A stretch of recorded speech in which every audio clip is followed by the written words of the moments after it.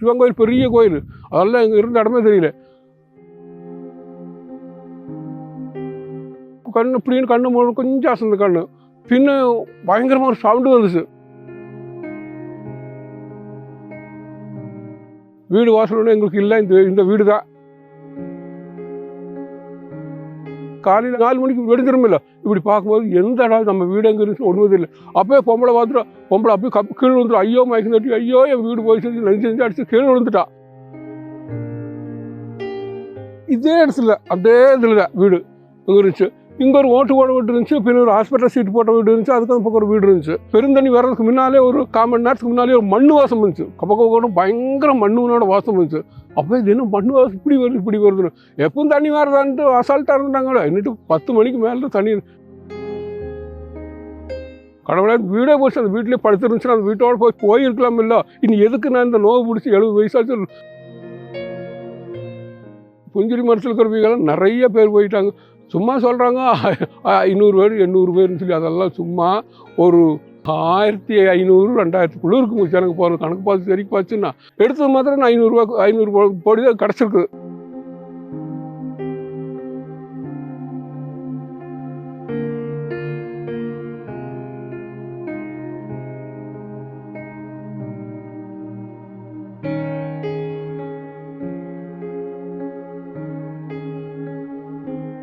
என் பேர் டேவிட்டுங்க.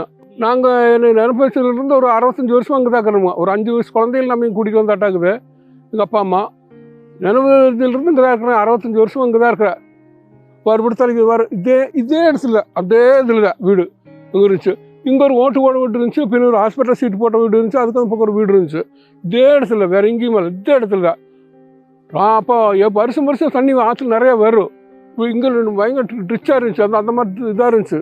ஒரு 20 அடி கட்டிங் இருந்துச்சு. அது கீழே தான் தண்ணி போகும். தண்ணி இப்படி போய் இப்படி வந்து இப்படி வரும். இப்போ வருஷம் வரும் நாங்கள் அசால்ட்டாக இருப்போம், தண்ணி வடிஞ்சுக்கிறோம் அப்படின்னு சொல்லிட்டு.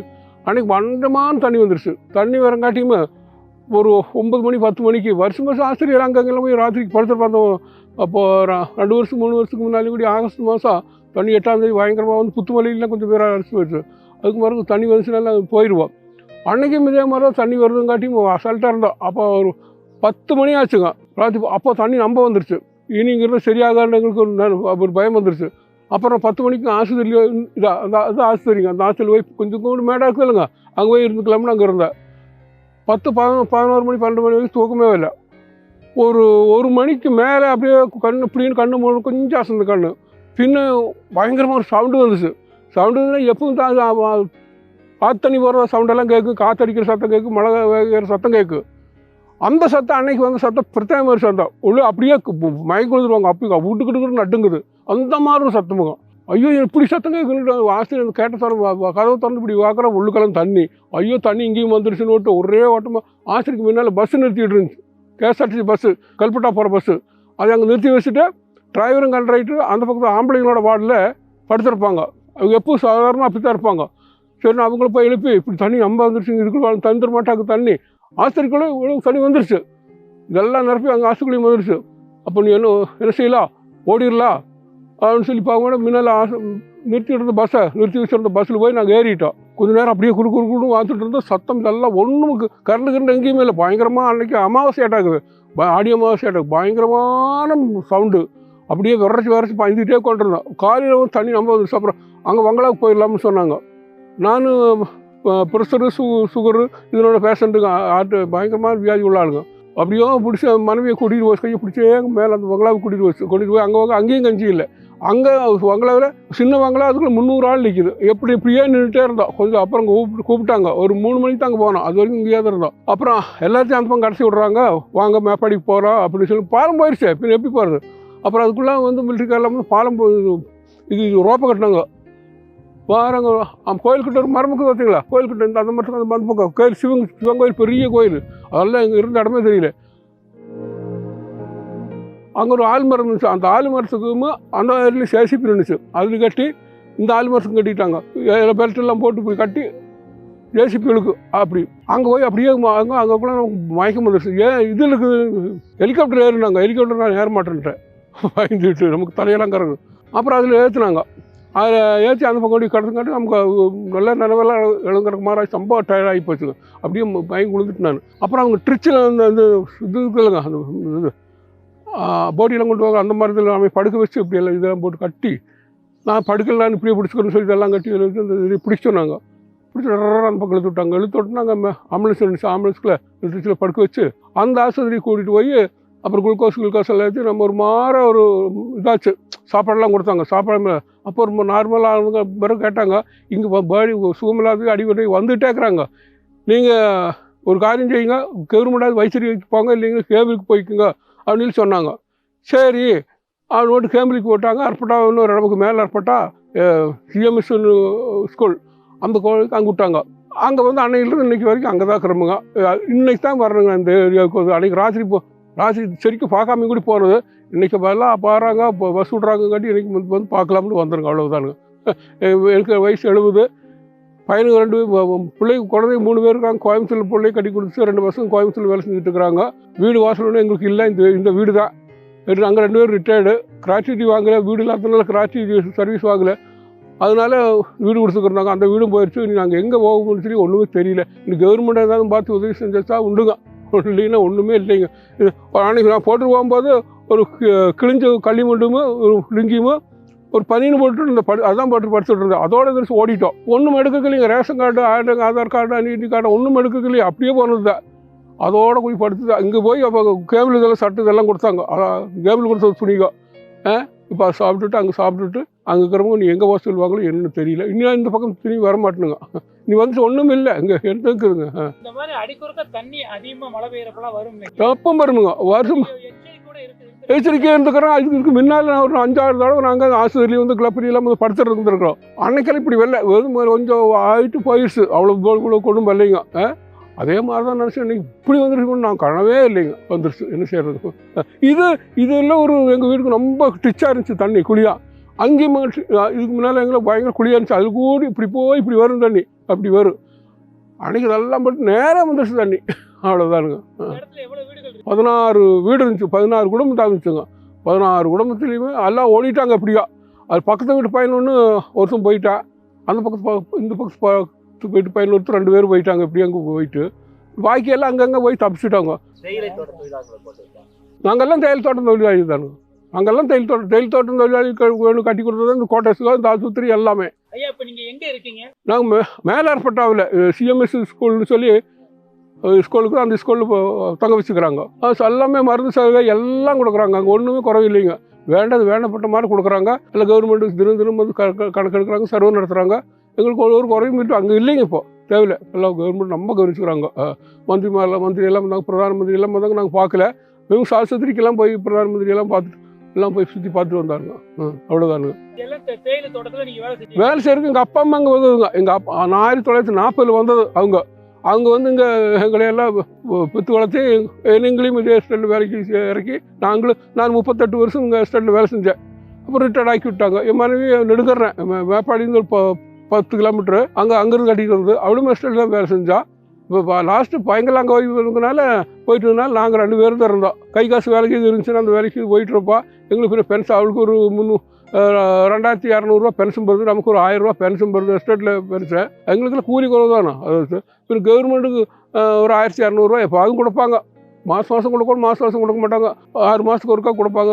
அப்படி அதே வாங்கி விட்டுட்டு உத்தியோகம் நடத்திட்டு அப்படியே இருக்கிறோங்க. வேறு ஒன்றுமே சம்பாத்தியம் இல்லைங்க எங்களுக்கு. அவ்வளோதான். இந்த வீடு இருந்துச்சு அங்கே வேலைக்கு வேஸ்ட்டாக கூலி தானுங்க. என்ன சம்பாதிக்க முடியும்?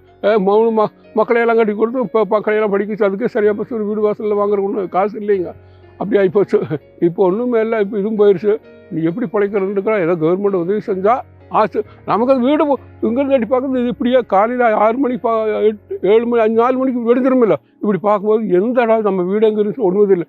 அப்போயே பொம்பளை அப்படியே கீழே விழுந்துடும். ஐயோ மயக்கம் தட்டி ஐயோ என் வீடு போய் செஞ்சு நெஞ்சு அடிச்சு கீழே விழுந்துட்டா. ஐயோ பேசாமல் இருந்து சொல்லி அவளை பிடிச்சி சமாதானப்படுத்தி நான் அதை விட போயிடுச்சு. நமக்கு எப்படி ஆகிப்போச்சு. அப்புறம் எப்படியோ ஆறுதல் பண்ணி அவங்கெல்லாம் பண்ணி கூட்டிகிட்டு போனாங்க. அப்புறம் எப்படி பழச்சு வந்துக்கிறோங்க சாமி.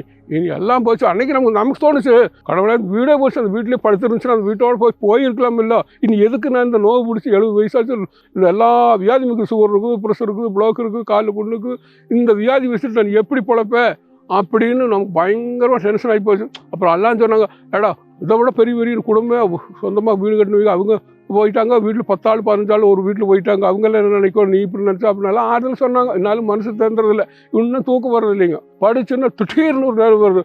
அதில் எந்தோ அந்த 60-70 வருஷமாக எங்கள் அப்பனோட அப்போ அவங்கெல்லாம் சம்பாரிச்சு ஒருங்கெல்லாம் அவங்க சாப்பிட்ட பாத்திரங்கள்லாம் எங்கள் வீட்டில் இருந்துச்சு, நிறைய இருந்துச்சு. எல்லாம் போச்சு கொண்டு ஒரு டெத்து சர்டிஃபிகேட்டோ எங்கள் அம்மாவோட சர்டிஃபிகேட் அப்பனோட சர்டிஃபிகேட் இன்னும் காசு கொடுத்தா கிடைக்காத சாணம் அது போயிடுச்சுங்க. டிவி எல்லாம் இருந்துச்சு. அந்த வீடு இருந்தாலும் எனக்கு பெரிய டிவி, 2 அலமாரை, கட்டல், மேசை, கேஸு சிலிண்டரு எல்லாமே போச்சு. இன்னும் சொன்னோம் எனக்கு ஒரு வாடை பொருள் இருந்துச்சு. கத்தி, கோடாலி, உரல், ஆட்டுக்கல், அம்மிக்கல் என்னதான் இருந்தால் ஒரு குடும்பத்துக்கு எப்படி 20 வருஷமாக படிச்சதுக்கு எல்லாம் இருந்திருக்குமா, அதெல்லாம் விளந்துட்டு ஒன்றுமே இல்லை. பழைய கிழிஞ்ச களிமண்டும் லுங்கியும் ஒரு பனியும் தான் போட்டு படுத்துருந்தோம். அதோடு அதுதான் பாக்கி மிஞ்சிச்சு, வேறு ஒன்றுமே மிஞ்சில்லைங்க. அவ்வளோதான். போய் வந்தோம், ஓடி போய் இந்த ஆசையில் ஏறிட்டோம். அப்படிக்கு அதுதான் நம்ம உடம்பு. இங்கே சூரல்மலையில் எவ்வளோ வீடுகள் இருந்துச்சுங்க, எவ்வளோ மக்கள் இருந்தாங்க? சூரல்மலையில் ஒரு 500 மேலே குன்னு மேலே இருந்தாங்க. அந்த இதில் அங்கேருந்தெல்லாம் கீழே இறங்கி வந்துட்டாங்க. இப்போ தனித்தனியாக வீடு கட்டி எஸ்டாட் வேலைக்காரர் தனித்தனியாக வீடு கட்டிட்டு வரும். இந்த ஏரியாவில் இப்படியெல்லாம் வீடு கட்டிட்டு அங்கெல்லாம் இருக்கிறாங்க. பின்ன பாடியில் இருக்கிறது கொஞ்சம் பேர் தான். இப்போ வங்கி போகிறக்கு வசதி இல்லாது அங்கே ஒரு 2 வாடிக்கு வராது. அந்த புது அங்கே அதுக்கு தண்ணி வந்துருச்சு, அது ஒன்றும் இடியில் அங்கே அவங்களும் ஓடி போயிட்டாங்க. இதில் தான் 3 பாக்கியும் ஒன்றுமே இல்லாமல் முடிஞ்சது இந்த பாடி தான். பின்ன எஸ்டேட் பாடியில் வச்சு இது 3 தான் போனது. பள்ளிக்கூடத்தினோட கீழே ரோடு போகுது, அந்த ரோட்டுக்கு கீழே ஆத்தோரத்தங்களை வீடு கட்டியிருந்தாங்க நிறையா. அந்த வீடு ஒன்றுமே இல்லை, முச்சூடும் போயிடுச்சு. முண்டைக்கையிலேருந்து உருள்பட்டல் உற்பத்தி ஆச்சுல்லைங்க, அதுக்கு கீழே நிறைய புஞ்சிரி மட்டம் போவாங்க. அந்த புஞ்சிரி மரத்தில் ஒன்றுமே இல்லைங்க. புஞ்சிரி மரத்தில் இருக்கிறவங்க நிறைய பேர் போயிட்டாங்க. சும்மா சொல்கிறாங்க 500 பேர் 800 பேர்னு சொல்லி, அதெல்லாம் சும்மா ஒரு 2500 2000க்குள்ளே இருக்கும் எனக்கு போகிறது. கணக்கு பார்த்து சரி பார்த்துன்னா ஓட்டரை இல்லாதவங்க குழந்தைங்க எங்கேருந்தோ வந்து தங்கி இருந்தாங்க. இந்த ஒரிசாக்காரரு அவங்க எல்லாம் வேலைக்காக வந்திருந்தாங்க. அவங்களோட கணக்கெல்லாம் ஆறு பார்க்குறா அவங்க எல்லாம் பார்த்துன்னா அப்படி சொல்லிக்கிறாங்க. ஒரு 2000 1500 இருக்குங்க. எங்கேருந்து அங்கே 39 கிலோ 40 கிலோ அங்கே சாலியாக இருக்குது. இங்கே உற்பத்தியான இடத்துலேருந்து பொட்டு இடத்துலேருந்து சாலியாக இருக்குது 39 40 கிலோமீட்டர். இந்த 40 பங்கு பெரிய நீர்வீழ்ச்சியும் அதுவும் பாதாளம் காடும் சோலையும் இது எல்லாம் தாண்டி இருக்கும்போது அதுக்கெல்லாம் எங்கெங்கே போய் குடிங்கிக்குது மண்ணுக்கத்தில் புதஞ்சிருக்குதுன்னு தெரியுமில்ல கணக்கு. இப்போ எடுத்தது மாத்திரம் 500 கோடி தான் கிடச்சிருக்குது. இதெல்லாம் அரிச்சு இதெல்லாம் இங்கே வர்றாங்க. அங்கெல்லாம் அதே மாதிரி தோண்டுவாங்களா? அப்படி தோண்டி அங்கேருந்து ஒரு 100 250 அங்கேருந்து சாலியாக இருந்து எடுத்துகிட்டு வந்தாங்க. அங்கேருந்து வந்துச்சு. இன்னும் கடலில் போய் கலந்து இதெல்லாம் கடலுக்கே போகுது. கடலில் போகிறது எத்தனை இருக்கும் எல்லாமே தோண்டி பார்த்தாங்க. இதெல்லாம் ஜேசிபி வந்து இதெல்லாம் தோண்டி பார்த்தாங்க. இதெல்லாம் நிறைய மட்டமாக பந்தாடி மட்டமாக இருந்திருக்கு. இதெல்லாம் போடி கிடைக்குமான்னு ஜேசிபி கிட்டாச்சி எல்லாம் கொண்டுட்டு வந்து தோண்டி எல்லாம் எடுத்துட்டா பார்த்தாங்க. எல்லாம் அரிச்சு பொறுக்கிட்டாங்க. ஊசி பார்த்தாங்க. ஒன்றும் கிடைச்சதெல்லாம் கிடைச்ச அளவுக்கு எடுத்துட்டாங்க. இன்னாலும் அவங்க கிடைச்சுன்னா மண்ணுக்கடி இன்னும் எத்தனை தான் முடிச்சுக்குது. 40 கிலோமீட்டர் அங்கே போகணும். கஜாலியாக இருக்குது. அத்தரத்துலேயே அதுக்குள்ளே எங்கள் இடத்துல எல்லாம் போய் புதஞ்சிருக்குது. எந்த பாதாளத்துலையெல்லாம் ஓடி போயிருக்குது. அதுக்கு போதாமல் அதெல்லாம் கரெக்ட் பண்ணி எடுக்க முடியுங்களா? அந்த நிகழ்வு நடக்கிறதுக்கு முன்னாடி 10 நாளாக மழை பெஞ்சிட்டாங்க. 10 நாளில் 2 மாதம் மழை பெஞ்சிட்டு இருந்துச்சு. அப்போ உங்களுக்கு முன்னெச்சரிக்கை எப்பவும் இப்படித்தான் மழை பெய்யும். தண்ணி வரும், தண்ணி கொஞ்சம் வடிஞ்சு மழை கூட்டுச்சுன்னா படிஞ்சுட்டே போயிரு. இது ஒரு 2 வாரமாக விட்டவே இல்லை. குடத்தில் ஊற்றணும் அப்படியே ஊற்றிட்டு இருக்குது. அப்போயே சமைச்சிருந்தா எல்லாம் இருக்குமே. இது அது தண்ணி பெருந்தண்ணி வர்றதுக்கு முன்னாலே ஒரு 1/4 மணி நேரத்துக்கு முன்னாலே ஒரு மண் வாசம் இருந்துச்சு. கப்பக்கூட பயங்கர மண்ணோட வாசம் இருந்துச்சு. அப்போ இது என்ன மண் வாசம் இப்படி வருதுன்னு எப்பவும் தண்ணி வரதான்ட்டு அசால்ட்டாக இருந்தாங்களோ. இன்னிட்டு 10 மணிக்கு மேலே தண்ணி நம்ம மண் வாசம் போது நம்ம தண்ணி எத்தி அடிக்குது. 10 அடி ஆகிட்டு இருக்கு. இந்த 10 அடிக்கு இருக்கிறது தண்ணி வந்து எப்பவுமே வராது. இப்படி எத்தி தொடிக்குள்ள வருது. இந்த நேரம் இருந்துச்சு எங்களுக்கு. இதே நேரம் தான் எங்கள் தொடி விறகு செட்டு அதுக்கு அடிக்க தண்ணி இப்படி வருது இல்லைங்களா? இந்த ஆறு இங்கே தண்ணி இப்படி ஏறி இருக்க மாட்டாங்க. அதெல்லாம் பார்க்கல. நான் இப்படி இருந்து அங்கே பார்க்க முடியாது. அந்த நைட்டு ராத்திரியில் ஒரு 1.5 மணிக்கு நடந்தது நம்ம பார்க்க முடியல. இப்படி போயிருக்குது. காலையில் இருந்து போகும்போது இதுக்கும் அந்த ரோட்டை பார்த்துங்களா? அந்த ரோடு நீங்கள் வச்சுருந்தீங்களா? அந்த ரோட்டுக்கும் அந்த காவி தோட்டமுக்குங்களா அதுக்கு ஒரே சமம். கடல் பார்த்தா எப்படி இருக்குங்க? காலையில் வரிசை நாங்கள் ஒரு தரைக்கு இறங்கி பார்க்கும்போது ஒரே சம்மம். அப்படி இப்படி பண்ணி இதில் இந்த ரோட்டில் தானே வந்தீங்க. இப்போ அன்றைக்கி அந்த ரோட்டில் வர முடியாது. அங்கேருந்து கடை வரைக்கும் தண்ணி இத்தனைக்கு நிற்கிது. செடியும் தண்ணியும் இருக்குது, சேரும் இருக்குது. நாங்கள் இப்படியே தேல்ஸ் ரோட்டில் போய் அப்படி அங்கே பங்களாவுக்கு போய் அப்படி அந்த ரோட்டில் வந்து அப்படி வந்துட்டோம். கேம்பில் ரொம்ப நல்லா கவனிச்சுட்டு இருக்கிறாங்க. நாங்கள் இருக்கிற பக்கம் மேலே ஏற்பட்டான்னு சொல்லுவாங்க. சிஎம்எஸ் ஸ்கூல்னு சொல்லுவாங்க. அங்கே நம்ம மேப்பாடியில் இருக்குது. வேப்பாடியில் 2-3 காமுக்கு கவர்மெண்ட் இருக்குது, பின்ன தனியார் இருக்குது, ஜோசப் புஷ்ன்னு சொல்லி கத்தோலிக்கார் 2-3 நிறைய இருக்குது. 10, 40, 50 இடத்துல இது கேம்ப் விட்டுக்கிறாங்க. நாங்கள் இருக்கிற பக்கம் தான் எனக்கு சொல்ல முடியும், மற்றவங்க பக்கம் எல்லாம் கேட்டால் நல்லா தான் பார்த்துக்கிறாங்கண்ணா. நாங்கள் இருக்கிறவங்க ராஜ மரியாதையில் பார்க்குறோங்க, இன்னும் சொல்ல முடியாது. ஹோமியோபதியில் ஆஸ்பத்திரி இருக்கிறாரு, அலோபதி ஆஸ்பத்திரி மருந்து இருக்குது, ஆயுர்வேத ஆஸ்பத்திரிக்கு என்ன வேணும் அதுக்கு தகுந்த மாதிரி சொல்லலாம். சாப்பாடு நம்ம கரெக்டாக டீ, காஃபி, மருந்து என்ன வேணும்னாலும் அப்போயே கொடுத்துருவாங்க. நம்ம பிடிச்ச பழம், முட்டை, அது இறைச்சி, பிரியாணி எல்லாம் போட்டுட்ருக்குறாங்க. காரணம் என்னங்க, வண்டி வந்துகிட்டே இருக்குதுங்க. எங்கேருந்தோ தமிழ்நாட்டில் எத்தனை வண்டி வச்சு சரிங்களா, தமிழ்நாட்டிலிருந்து திருப்பூர்னு, பல்லடத்து, கோயம்புத்தூர்ந்து நிவாரணம் சொல்லி கொண்டு தள்ளுறாங்க. அவங்களே வேண்டாங்கிறவங்களை அடிக்க வச்சுக்கிறாங்க. எங்களுக்கு கொஞ்சம் கொடுத்தாங்க, நிவாரண பொருட்களும் கொடுத்தாங்க. ஷர்ட்டுன்னு, கோட்டுன்னு, பின்ன சால்வின்னு அது நிறைய கொடுக்க நாங்கள்லாம் வாங்கி வச்சுக்கிறோம். அப்போ நீ எங்கேயாவது வீடு கொடுத்தாங்கன்னா அதெல்லாம் கொண்டுட்டு போகலாமா? ஐயா, இத்தனை வருஷம் நீங்க இங்க வாழ்ந்துருக்கீங்க, இந்த வீடு வந்து இந்த மாதிரி அடிச்சுட்டு போயிடுச்சு எல்லாம். இப்போ உங்க பசங்க, உங்க உறவினர்கள் என்ன சொல்றாங்க? அவங்க எல்லாம் வந்துருங்க அங்கே வாடகையாவது மட்டும் அங்கே தமிழ் பழசுக்கலாம், நீ இங்கே இருக்க வேண்டாம் அப்படின்னு சொல்லி சொல்கிறாங்க. அவங்கெல்லாம் வந்தெல்லாம் பார்த்து போகிறாங்க. உறவினர்கள் எல்லாருமே வந்தாங்க. வந்து பார்த்துட்டு அங்கே எங்கே நிற்க முடியாது. எங்கள் வீடு இருந்தால் ஒரு வாரத்துக்கு 1 மாதம் கூட நிற்கலாம். அங்கே வந்து அதில் தூரத்து வரவங்களாம் நிற்கக்கூடாது, பலவிதமான வியாதி, சொத்து வியாதி வரும், வந்துடுறோம். இப்போ அங்கே அந்த பக்கம் நின்று பார்த்து போயிடணும்னு சொல்லி அப்போ நின்னாங்க. ஒரு 1 மணி நேரம் 2 மணி நேரம் இருந்துட்டு, சரி வேறு நிற்க முடியாதுல்ல, டீயும் கூட வச்சு கொடுக்க முடியாதுல்ல, சரி நான் போகிறோம்ட்டு போயிட்டாங்க. வர்றேன், அடிக்கடி ஃபோனில் பேசிக்கலாம் அப்படின்னு சொல்லி பார்த்துட்டு போயிட்டாங்க. 2 மகன் 2 பையனும் பிள்ளைங்க, மருமகனும், தம்பி, தங்கச்சி எல்லாருமே வந்தாங்க. என்ன செய்யறது இல்லைங்க. ஏதாவது வீடு அந்த பக்கத்தில் நெடும்பாலும் மேப்பாடிக்கு அந்த பக்கத்தில் எங்கேயாவது வீடு கொடுத்தாங்கன்னா கொஞ்சம் நாளைக்கு அங்கே இருப்போம். இல்லைங்க வீடுங்க சொந்தமாக கட்டி கொடுத்தாங்கன்னா இப்போ வாடகைக்கு ஏதாவது மக்கள் சொல்கிறாங்க, வாடகை தற்காலத்துக்கு வாடகைக்கு இருங்க, அதுக்கு முன்னால் அதுக்கு பிறகு உங்களுக்கு வீடுங்க ரெடி பண்ணி கொடுக்குறோம், கட்டி கொடுக்குறோன்னு சொல்கிறாங்க. அப்படி என்ன செய்வாங்களோ அதை பார்த்துட்டு உட்காந்துருக்குறோம். அப்புறம் அதுவும் வெளியே ஊருக்கு தான் போகணும். பின்னுங்க என்ன வேலைங்க. இப்போ பிரதமர் மோடி வந்திருக்காரு, ராகுல் காந்தி, அவங்கள வந்து பார்த்தாங்க. எல்லாம் பார்த்தாங்க. நான் அவங்கள பார்க்கல. ஆண்டி நாங்கள் கேம்பில் இருந்தவங்களும் வெளியே விடல, போலீஸார் தடுக்கிறாங்க, யாரும் போகக்கூடாதுன்னு. இங்கே வந்தாங்க. இதுக்கெல்லாம் புஞ்சரி மட்டும் உற்பத்தி ஆச்சு, அந்த உருள் மட்டும் உற்பத்தி ஆச்சு, அங்கேயே போய்க்கிறாரு. அங்கேயே போய் பார்த்துட்டு அதெல்லாம் பால் தரத்தில் தான் நடந்து வந்தார். அப்போ அங்கேருந்து அங்கே மிங்சோன் பெரிய ஆஸ்பத்திரி இருக்குதுங்க, அடிவெட்டு எல்லாம் கிடக்குறாங்கல்ல, தண்ணீர் வெட்டு அடிவெட்டு வகையில் போய் பார்த்து அப்புறம் ஆறுதல் கூட்டிகிட்டு அப்படின்னு சொன்னாங்களோ. அப்போ பேப்பரில் எல்லாம் இருந்துச்சு, உங்களுக்கு பணத்தினோட பொறுப்படுத்த வேண்டாம், பணம் எத்தனை வேணாலும் தர்றதுக்கு நாங்கள் ரெடி அப்படின்னு சொல்லிக்கிறாராமா. இந்த இடத்துல வசித்த எல்லாருமே வந்து ஓரளவுக்கு தப்பிச்சிட்டாங்களா? இல்லை அங்கே ஒரு அம்மா தடிச்ச அம்மா பார்த்தீங்களா, அது எங்கள் வீட்டுக்கு அந்த பக்கம் இருந்தது. அவங்களும் போயிட்டாங்க. அவங்க அங்கே நேரத்துலேயே போயிட்டாங்க. அவங்க அந்த அம்மாவோட ஹஸ்பண்டு மாமனார், அவர் எதுக்கோ கீழே இப்படி எட்டி பார்த்து கீழே வந்துக்கிறாரு எந்தையும் எடுக்கிறதுக்கு, அவரும் தூக்கிடுச்சு. அவர் 2 பேரும் போயிட்டாங்க. பின்ன எங்கள் வீட்டுக்கு பக்கத்தில் இந்த பக்கத்தில் இருந்த ஒரு பையன் எல்லோரும் அங்கே போன் கூப்பிட்டுக்கிறாங்க, தண்ணி வந்துருச்சு, என்னை காப்பாற்று ஓடிக்கிறா. அங்கேயும் இங்கேயும் 2-3 பேர் போய் காப்பாற்றி செஞ்சுக்கிறான். லாஸ்ட்டு அந்த பையனும் அடிச்சுட்டு போயிட்டான். அந்த பக்கத்து வீட்டில் ஒரு பையன், அந்த பக்கத்து வீட்டில் ஒரு 2 வயசு சின்ன பையனும் 10-30 வயசு பையனுங்க 2 பேரும் போயிட்டானுங்க. ஐயோ பயங்கர சங்கடமாகிடுச்சு. அவர் மோடியே வந்து நேரில் பார்த்தாரு, அது சொன்னார்.